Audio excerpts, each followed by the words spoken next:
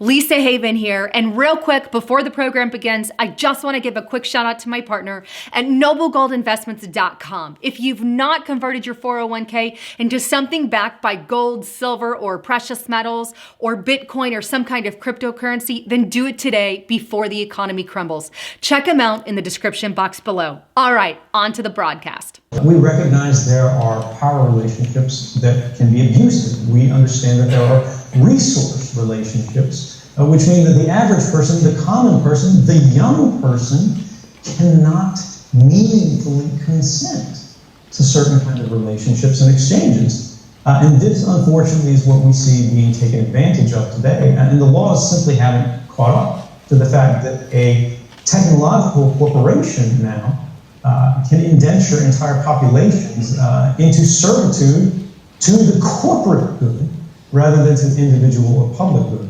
What you just heard was NSA whistleblower Edward Snowden issuing an eerie warning to you, stating that big tech organizations such as Google and Facebook and YouTube and Twitter and the like are basically contracting entire populations and making them into their slaves. And you know what? Edward Snowden is 100% right. Big tech organizations tell you what you can and can't see, what you can and can't do, and who you can and can't talk to.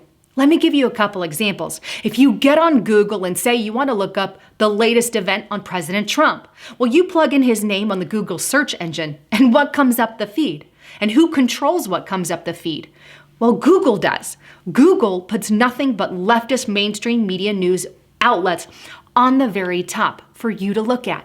That's Google controlling what you see. Take another example. Say you go to Facebook and you want to talk to some friends. Well, now that friend that you want to talk to has been banned and taken off the platform. You can't talk to that one because they're dangerous. And another one may be on a timeout on Facebook because they posted something in political opposition to what Facebook agrees with. You see, that again is big tech organizations making you a slave to their process. They are attempting to control even our elections, what politically is acceptable and what isn't acceptable. You see, to them, if you speak against illegal immigration, that's not acceptable. If you speak anything negative on abortion, that's not acceptable. If you speak anything conservative or Christian in nature, that's not acceptable. What's acceptable? Communist, leftist propaganda. You see, things have gotten so bad that Twitter even censors the President of the United States of America. What kind of power do they have when they have the ability to do that? Well, Edward Snowden takes it one step further in this interview. Take a listen to what he says about how none of your privacy belongs to you. Take a listen. Your communications, which as they happen largely today, don't actually take place between you and the person that you're talking to. They happen between you and Facebook, who then provides a copy of it to the person you're talking to, or you and Gmail, who then gives a copy of it to the person that you're talking to. And every time these transactions occur, these service providers, they keep a record of it. They own everything.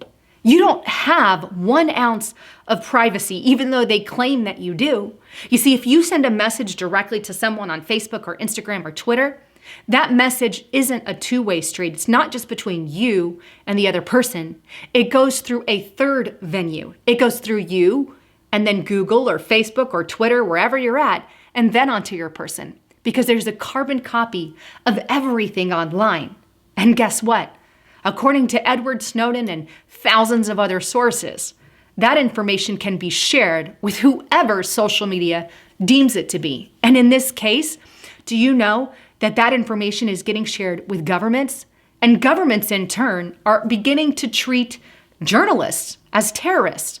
Take a listen to what Edward Snowden had to say. We see that governments increasingly care less and less about rights and care more and more about power. These mass surveillance authorities that were produced allegedly to protect us against terrorism are increasingly being applied against journalists who write critical stories the government doesn't like. They're being applied against immigrants and people who are fleeing harm in their countries or seeking a better life. They're being applied to politically exposed people and dissidents. More broadly, they're just being applied to minorities.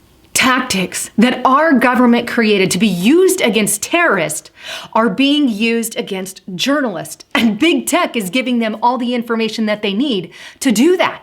Let me give you two of the latest examples. Tommy Robinson, now behind bars for just being a journalist, and, of course, WikiLeaks' Julian Assange. Guess what? Big tech organizations handed everything over, and now they're treated as if they are terrorists. You see, if you don't conform to big tech organization and what they want, they shadow ban you, they remove you, they blacklist you, and while they push you down the feed where none of your content can be seen. They don't recommend your videos, they take off the financial earnings or the advertisement. And what happens as a result? When organizations such as Facebook and Twitter and Google start doing that to their people, well, here's what happens. You and I start self-censoring. Oh, I can't say this because then this will happen. Do you see how we're becoming slaves to big tech organizations?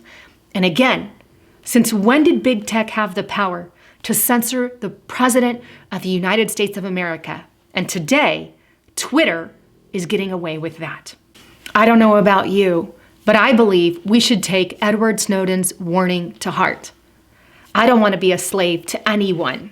I want to live in a free country where my First Amendment right stands, where freedom of speech is a basic right and not something that I have to shut my mouth or harbor something because it's been labeled hate speech. You see, they could label Jesus hate speech or anybody hate speech that they deem. They're already doing that today.